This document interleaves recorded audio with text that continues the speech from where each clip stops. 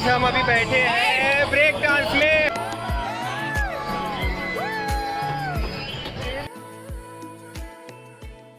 Welcome back to my new vlog.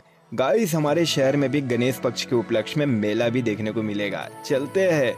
साथ ही साथ मेला भी जरूर घूमेंगे, लेकिन हम गणेश भगवान के पंडाल को पहले देख लेते हैं।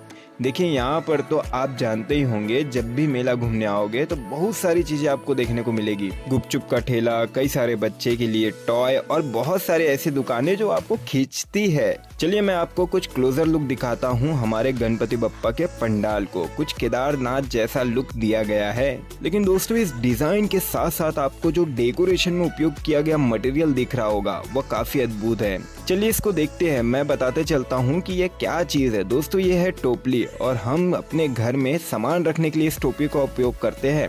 साथ ही साथ इसमें बांस लगा हुआ है, और काले कपड़े और लाइट्स के साथ इसकी कॉम्बिनेशन जो निकल कर आती है, ओ भाई साहब क्या बताऊं। ये कलाकारी सिर्फ और सिर्फ छत्तीसगढ़ में आपको देखने को मिलेगी।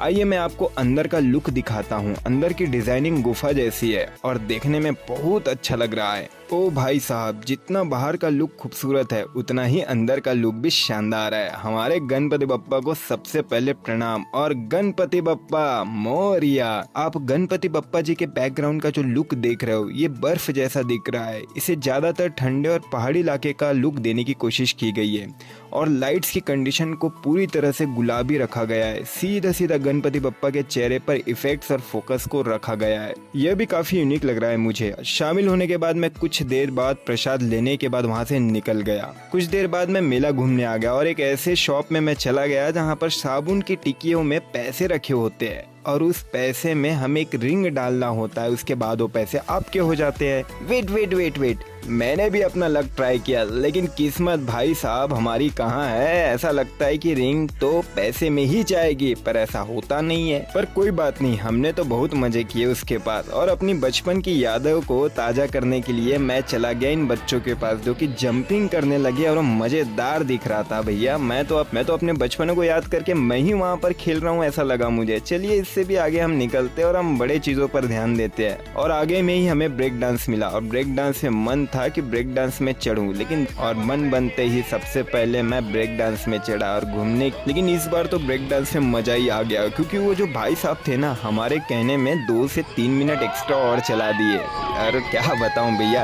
ऐसा लगा कि वहां से उतरे ही ना, और उतरे तो तब पता चला कि बड़ी दिक्कत हो रही है भैया चलने में।